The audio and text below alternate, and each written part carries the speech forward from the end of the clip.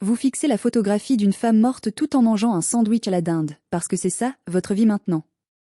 Elle s'appelait Claire Barton, 34 ans, institutrice. On l'a retrouvée dans son appartement, dans une baignoire remplie d'eau froide, les poignets disposés sur le rebord de porcelaine comme si elle se reposait. Pas d'effraction, pas d'agression sexuelle, pas de vol. La seule chose qui manque dans l'appartement est un simple Polaroid qui se trouvait dans un cadre sur sa table de chevet. La photo la représentait avec son chien. Vous le savez parce que sa sœur vous l'a dit. Et puis, sa sœur a pleuré si fort qu'elle n'arrivait plus à respirer. Et vous êtes resté assis là, tenant votre carnet, à attendre, parce que c'est ce que font les détectives. Ils attendent. Ils attendent que les gens s'arrêtent de pleurer assez longtemps pour leur donner quelque chose d'utile.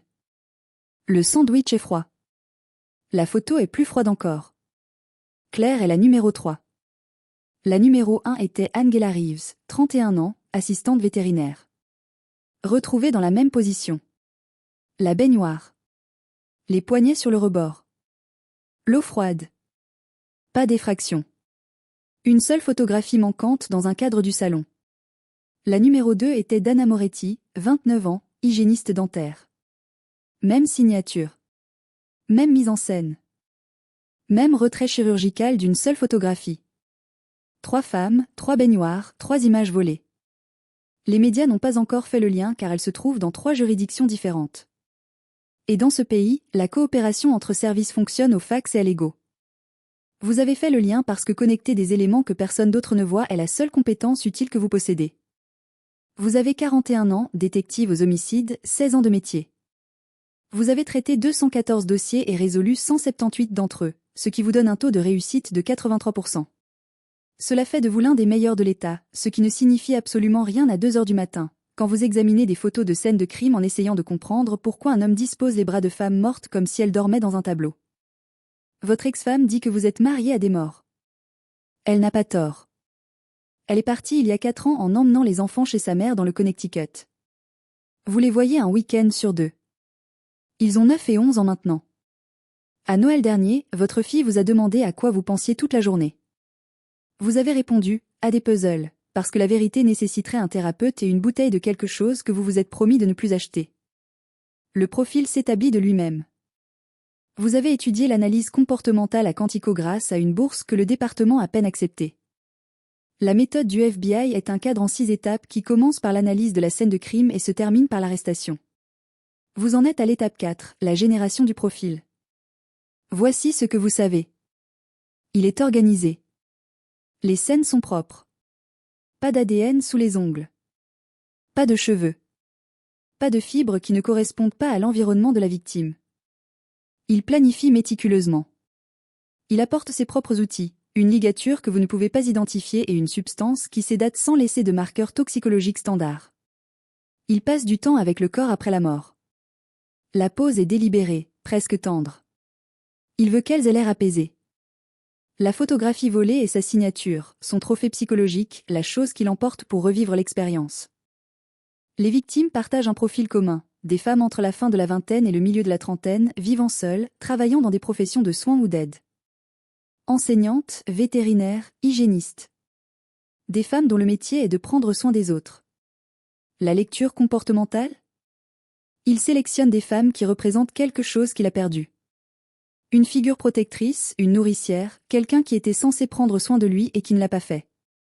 Vous présentez le profil à la force d'intervention un lundi matin. Homme blanc, 30 à 45 ans. Intelligence supérieure à la moyenne, employé, possiblement avec un bagage médical ou vétérinaire vu la méthode de sédation.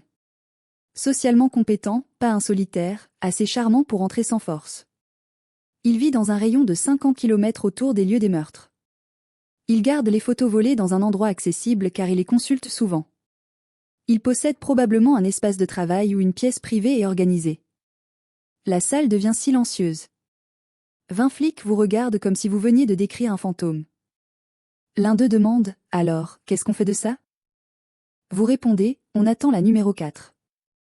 C'est la pire des réponses, et la seule honnête. La numéro 4 arrive 6 semaines plus tard. Sarah Pennington, 33 ans, infirmière pédiatrique. Même mise en scène, même baignoire, même photo manquante.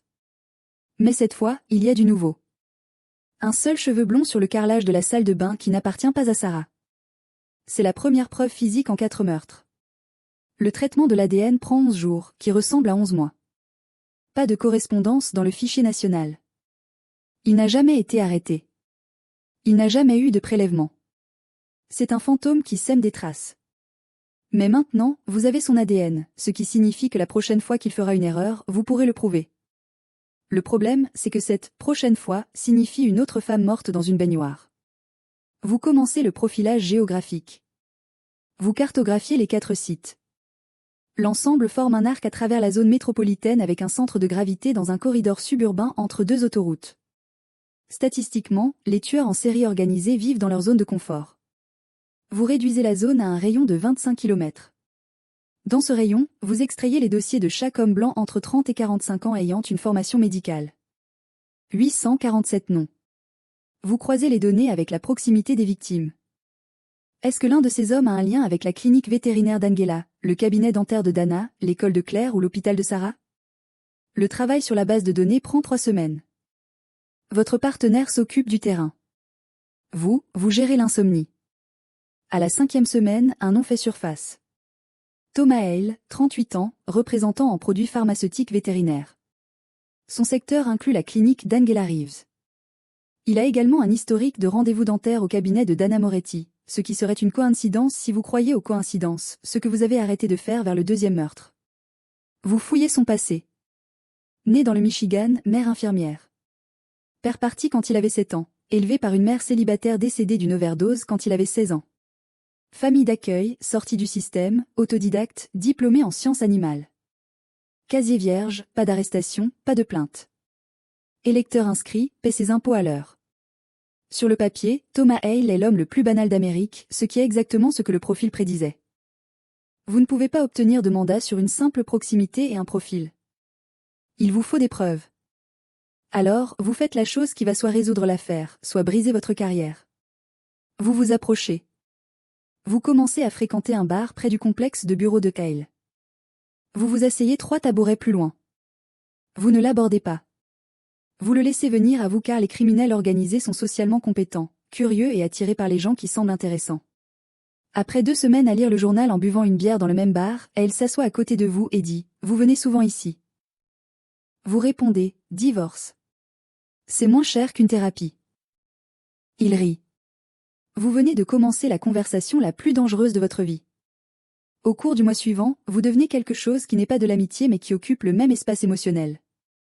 Les jeudis soirs, au même bar. Vous parlez de sport, de travail, de météo. Il est sympathique, plein d'autodérision, réfléchi. Il pose les bonnes questions et se souvient de vos réponses. Il se souvient que votre fille joue au foot et que votre fils aime le dessin. Il se souvient que vous prenez votre whisky pur. Un soir, il vous interroge sur votre divorce et vous lui racontez une version de la vérité assez proche pour être convaincante. Il hoche la tête et dit « Certaines personnes ne sont pas faites pour être aimées. » Vous écrivez cette phrase dans votre carnet sur le parking, parce que c'est la chose la plus honnête qu'un suspect de meurtre en série vous ait jamais dite, et peut-être la chose la plus honnête qu'on vous ait dite depuis des années. Le charme est réel, et c'est ce qui le rend terrifiant. Parce que vous avez lu les dossiers, vous avez vu les photographies, et l'homme qui vous paie un verre vous a décrit la mort de sa mère avec la même absence d'émotion que vous avez vue sur les bandes d'interrogatoire des tueurs condamnés à Quantico. Le canal émotionnel est là, mais le signal est absent. Votre partenaire vous demande si vous allez bien. Vous dites oui, elle ne vous croit pas. Elle a raison. Le dénouement arrive par accident. Elle vous invite chez lui pour regarder un match de football. Vous dites oui. Vous franchissez sa porte et votre formation prend le dessus. Propre, organisé, décor minimaliste. Une photo encadrée sur l'étagère d'une femme en tenue d'infirmière dont vous confirmerez plus tard qu'il s'agit de sa mère et une pièce verrouillée au bout du couloir. Il l'appelle son « bureau à domicile ». Vous ne posez pas de questions. Vous regardez le match. Vous buvez sa bière. Vous lui serrez la main en partant. Et sur le chemin du retour, vous appelez votre partenaire et lui dites qu'il vous faut une équipe de surveillance sur Thomas Hale dès demain. 3 semaines de surveillance. Il va au travail. Il rentre chez lui. Il va à l'épicerie. Il va au bar. La seule anomalie est un garde-meuble qu'il visite chaque dimanche matin pendant exactement 45 minutes. Vous récupérez les registres de location. Le box est sous un faux nom, mais la carte de crédit remonte à une Visa prépayée achetée dans une pharmacie à 3 km de chez lui. Vous allez voir un juge. Vous présentez le profil, l'analyse géographique, la proximité avec les victimes, le cheveu de la scène 4 et le garde-meuble. Le juge vous accorde le mandat pour le box. Pas pour la maison. Juste le box. Vous ouvrez le garde-meuble à 6 heures du matin un mercredi avec 4 officiers et une équipe de la scientifique. L'intérieur est immaculé. Des étagères, des bacs étiquetés, une température contrôlée. Sur le mur du fond, épinglé sur un tableau de liège avec une précision chirurgicale, se trouvent 4 photographies Polaroid. Angela avec son chat, Dana à une fête d'anniversaire, Claire avec son Golden Retriever, Sarah tenant un bébé qui n'est pas le sien. Sous les photographies, un bureau avec un journal intime.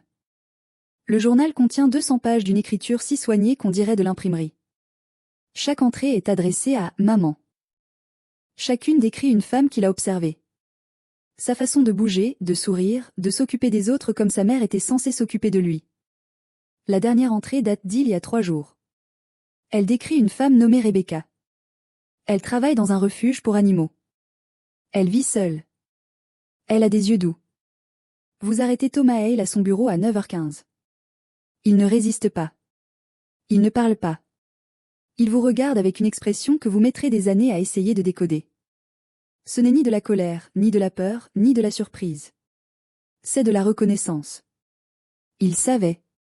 Peut-être pas pour aujourd'hui, mais il savait qu'un jour, quelqu'un s'assiérait 3 tabourets plus loin et attendrait. Et le regard sur son visage dit quelque chose qui vous glace plus que n'importe quelle photo de scène de crime. Il dit qu'il attendait lui aussi. Rebecca est retrouvée saine et sauve. Elle ne connaît pas le nom de Thomas Hale. Elle ne sait pas qu'elle était à 72 heures de devenir le 5e Polaroid sur un tableau de liège dans un garde-meuble climatisé. Vous ne lui dites rien. Quelqu'un d'autre finira par le faire. L'ADN de la scène 4 correspond à Hale. Les entrées du journal corroborent la chronologie. Les Polaroids sont irréfutables. Il plaide coupable pour éviter la peine de mort. 4 peines de prison à vie consécutives. Pas de libération conditionnelle. La salle d'audience est pleine. Les familles pleurent. La mère d'Angela vous saisit la main dans le couloir, la serre si fort que vos articulations craquent et vous dit « Merci de l'avoir vu ». Pas de l'avoir attrapé lui, mais d'avoir vu elle. Le procureur vous serre la main. Les médias vous traitent en héros. Le département vous remet une décoration et une semaine de congé payé. Vous passez le premier jour de congé à dormir 14 heures d'affilée. Le deuxième jour, vous conduisez jusqu'au Connecticut. Vos enfants ouvrent la porte et votre fils, qui a 11 ans et qui est déjà plus grand que dans vos souvenirs, vous serre dans ses bras sans vous lâcher pendant 30 secondes. Votre fille vous montre un dessin qu'elle a fait d'un détective avec une loupe. Le détective sourit. Vous ne corrigez pas l'inexactitude. Vous rentrez chez vous, vous vous asseyez dans votre appartement, vous fixez le mur et vous ne ressentez rien. Parce que les rouages qui vous rendent bon dans ce métier sont les mêmes qui vous rendent incapable de tout le reste. Vous avez passé 14 mois à l'intérieur de l'esprit d'un homme qui a tué 4 femmes parce que sa mère ne l'aimait pas assez. Et maintenant que cet esprit est vide, le vôtre est plein. Votre thérapeute, que vous avez commencé à voir 3 mois après le début de l'affaire parce que vos mains ne s'arrêtaient plus de trembler au petit déjeuner, dit que cela s'appelle un traumatisme par procuration. C'est le terme clinique pour ce qui arrive quand on passe trop de temps à penser comme un prédateur. Le terme familier est plus simple. Vous avez ramené l'obscurité à la maison et vous avez oublié de la laisser sur le pas de la porte. Votre fille appelle ce dimanche-là. Elle dit qu'elle vous a vu aux infos. Elle dit qu'elle est fière de vous. Elle demande quand vous viendrez leur rendre visite. Vous dites bientôt. Vous le pensez vraiment, cette fois. Peut-être. Vous raccrochez et ouvrez le dossier d'un nouvel homicide arrivé dans la nuit. Une femme retrouvée dans son appartement. Mise en scène. Paisible. Quelque chose manque dans un cadre. Autre ville, autre signature. Autre tueur. Même baignoire. Vous fermez le dossier. Vous l'ouvrez à nouveau. Vous le fermez. Vous l'ouvrez encore. C'est ça, le problème avec la traque des tueurs en série. Vous ne choisissez pas le travail. Le travail vous choisit. Et une fois qu'il a fait, il recable votre cerveau de sorte que chaque pièce silencieuse ressemble à une scène de crime. Chaque étranger charmant ressemble à un suspect. Et chaque appel du dimanche de votre fille ressemble à une bouée de sauvetage que vous n'êtes pas sûr de mériter. Vous avez attrapé le monstre. Le monstre est en cage, mais la cage que vous avez construite dans votre propre tête pour penser comme lui, cette cage n'a pas de clé. Et le dossier suivant est déjà sur votre bureau. C'est tout pour aujourd'hui. Cette histoire est une fiction, mais le profilage est réel. La psychologie est réelle. Et quelque part, en ce moment même, un détective fixe une photographie en mangeant un sandwich froid, essayant de penser comme quelqu'un que personne de sensé ne devrait jamais essayer de comprendre. Si cette histoire vous a marqué, laissez un commentaire. Abonnez-vous pour en savoir plus. On se retrouve dans la prochaine vidéo.